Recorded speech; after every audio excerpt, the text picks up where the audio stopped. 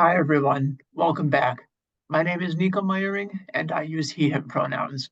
I'm a white man with parted blonde hair, large blue and brown spectacles, a black polka dotted shirt, and a black headset. I'm seated in an interior setting. And, like about 25% of the US population, I'm disabled.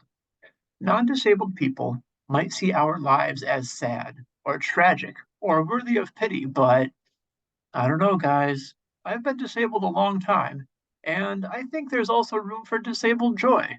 In fact, I would be very bored very quickly if I could only ever feel one emotion. However, the disability community has as many members as it has opinions, which is why I've asked my friend Hazel here with me today to talk about disabled joy.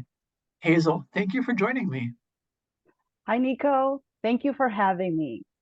I am very excited today.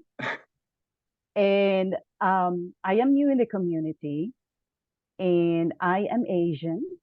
I'm in my middle age and I am wearing right now with a eyeglasses with black um, trim around it and with a wearing a blue shirt, tops, if they call it, and also a background of white. Thank you, Hazel. That was a fantastic visual description. Thank you. Hazel, can you share with me a joyful memory or a joyful moment in your life? It could have to do with your disability, or it could be totally independent. Either is fine. Yes. I could just recall a joyful moment in my life. The one right now that I can think of is the moment when I got a job offer from the company that I admired since I was a child growing up in the Philippines. This was way back 2006. I was,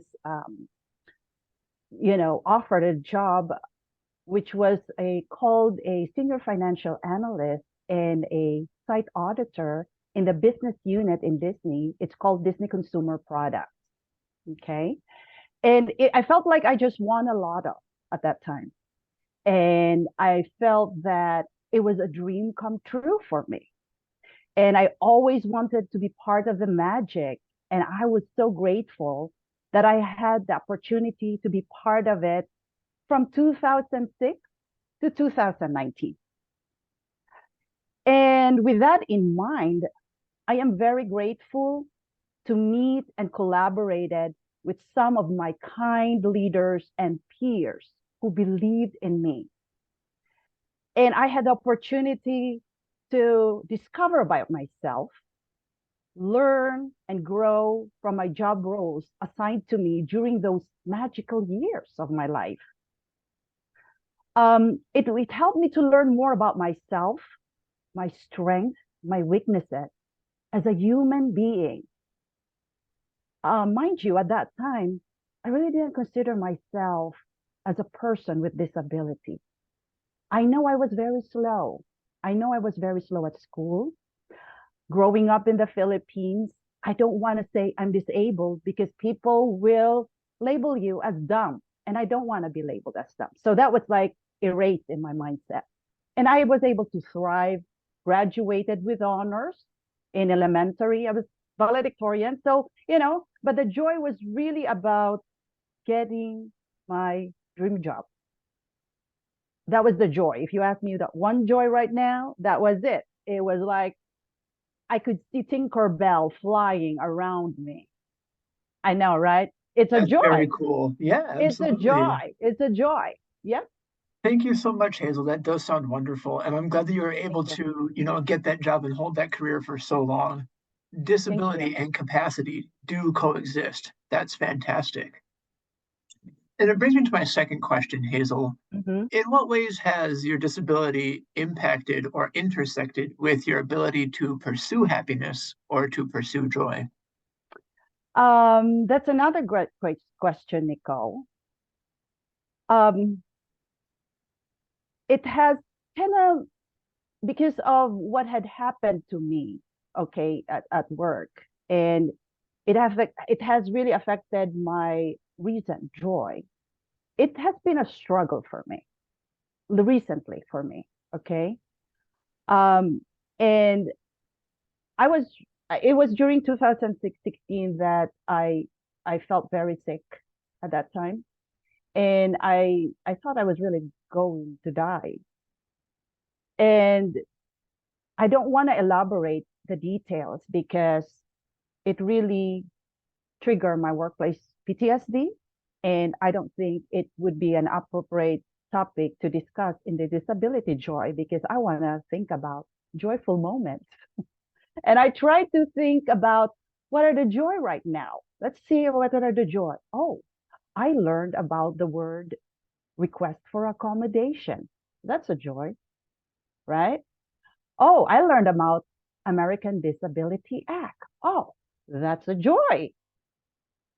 There's a lot of joy among us. I think it's the learning process, I would say, would be my joy moment as a person with disability. The learning, which I felt like I am really a student in this because I never heard those terminology, accommodation request. What is that? Until I experienced being in the other side, a person that are not able to function. It was my aha moment, but it didn't affect me of being a mother. Mhm. Okay, so that's a joy, seeing my son. It didn't affect my passion in gardening. That's a joy. I would say, aha, I have more time now to do my passion in gardening. That's um, a joy to really take care of myself and learning to love myself. That's a joy. It is. It is a joy to say, you cannot eat this, you cannot do this. That's a joy. Just being able to open up my eyes right now and just spending and having the energy and the time to talk to you, it's a joy.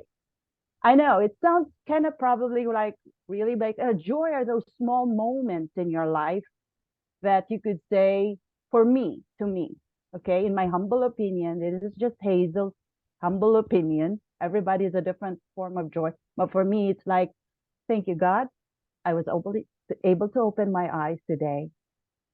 And this is not the same as in 2016 that I can hardly open my eyes. So that's a joy to me, right? Yeah, absolutely. Thank you so much, Hazel. You're I love welcome. I love that you put this emphasis on self-care and, learning as a joyful activity. It's fun to learn things. Absolutely it is. So Mm-hmm. thank you for pointing that out. You're welcome. What one thing would you want the other people to know about disabled life or disabled quality of life?